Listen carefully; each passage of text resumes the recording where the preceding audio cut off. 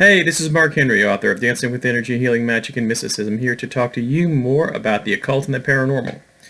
Well, today I'm going to be talking about the subject of psychic empathy in relationships. So let me talk about what empathy is, even though it may be obvious to a lot of us, and that is the ability to feel the emotions and the emotional experiences of other people. It is, in a sense, walking in their shoes and being able to, feel their pain, feel their experiences. It's something that we all have the capability of, unless you are somebody who is in the far reaches of the emotional spectrum, going into like psychopathy and things like that. But it's something that most of us have. It is something that, for some of the people who are more, I guess, gifted in empathy, it can lead to psychic abilities. And I can consider myself one of those people. And I think that it has served me in many contexts. It is probably one of my gifts that has driven me into healthcare. So how does that part of it work, the psychic part? Well, when we're face to face with someone and they're speaking to us, we're getting verbal cues, we're getting body language and things like that. There's also an energetic exchange that occurs between these two people. And we can actually feel a little bit about what they're feeling, especially if it's a sufficiently intense anger, intense disappointment. There are a whole range of human emotions. And at the same time, the person who has the more of the psychic empathy can do it not only in a face-to-face situation, but they can do it apart from the person. The person may live across town from you, and all of a sudden you think of the person and then you have a feeling. Of course, you have to have enough self-awareness to be able to tease out what is your emotional state at that time, and what is the extra part, which could be the person at home going through something. However, that you would think that, okay, so that's a decent little gift, especially if you're somebody who cares about people. You might be able to call your friend up and say, hey, how you doing? Maybe be a good friend to them. Now, how could you be successful at this? I guess, why is it kind of important? Well, it helps that if you have a personal interest as a motivation. For example, if you didn't have it, why bother? If this is somehow going to help you, your relationships, and all those sorts of things. Also, I think you have to care about people to do this.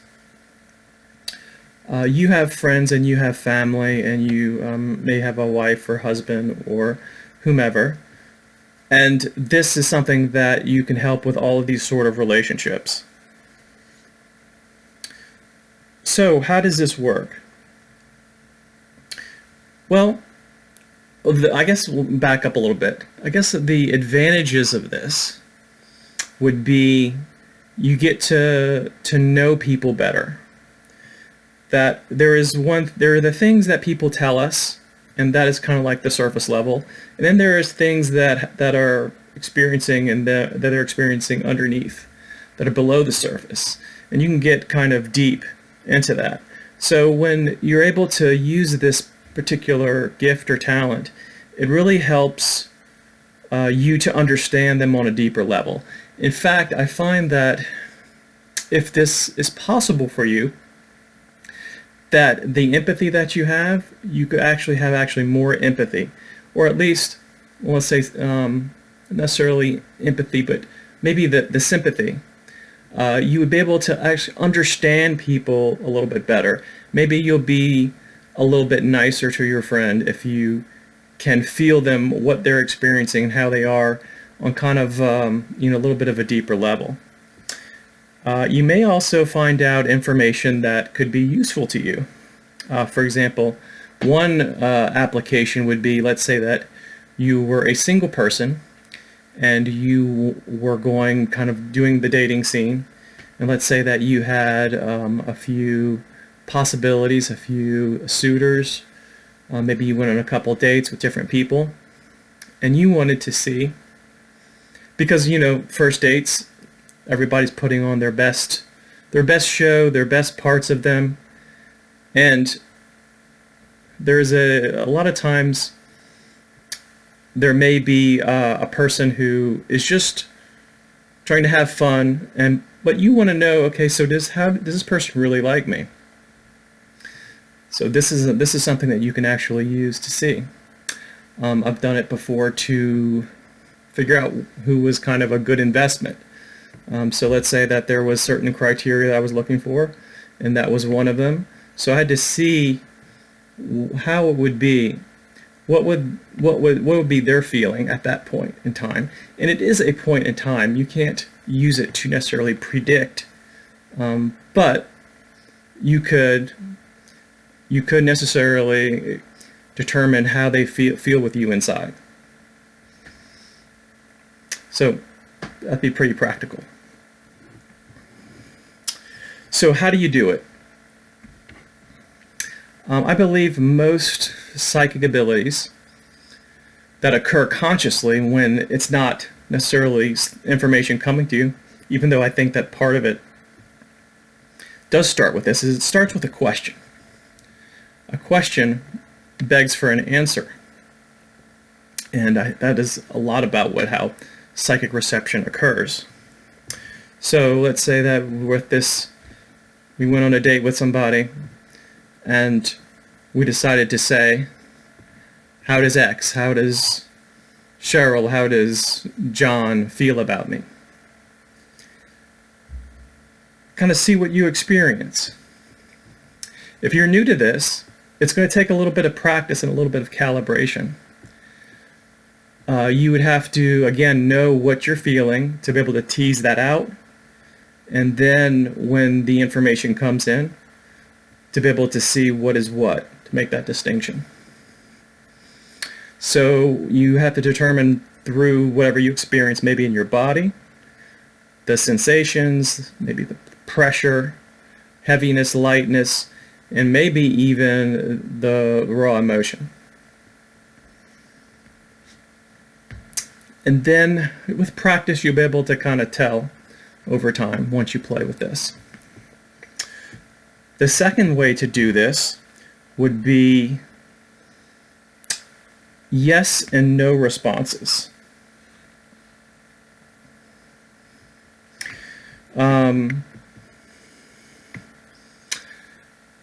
Ask a question. Let's say, is Harry right now at home? So the way to do it would be to ask the question, and I also need to add this in, is that if you feel like you're not getting good reception, you think of Harry. And then the yes and no question, once you ask the question, you'll have to pick questions that you can verify when you're starting out, so that you know that you can ask Harry, hey, were you at home at this time? If he said no, and you got your response, whatever you felt in your body or in your consciousness, you would know that would be the first indication of what a no might be. And vice versa. If it was yes, then you would know that it might be. If you got a yes, you thought it was a yes and it was a no, then you know that it'd probably be different than what you were feeling, because you were off, again, because of calibration. But with practice, you can learn to determine what is a yes and what is a no. Pretty useful, pretty fun. One thing to remember too, and I believe that this is kind of a, I don't want to say a trap, but it's like a barrier or something to overcome or to work on whenever you're doing this type of work or whether you're doing cards. When you're doing the tarot, if you have a really strong desire or stake in the outcome of the question, it's going to affect the cards. And same thing with this. If you have a strong, desperate energy, a craving, a strong emotion associated with this, it's going to be a little bit difficult because now you have something within you that is competing with the information that you're potentially getting from what's trying to come in as a result of your question. So in those cases, what you need to do is to get to that neutral place if you can. If you can't, leave it alone. Don't ask the question. If you are in a hurry or a rush, and if it's the type of thing that can be like of a reading, I would seek somebody out if you're too close to it. Because if your emotions are so strong, you get bad information or you can't interpret it, which is what happens a lot of times.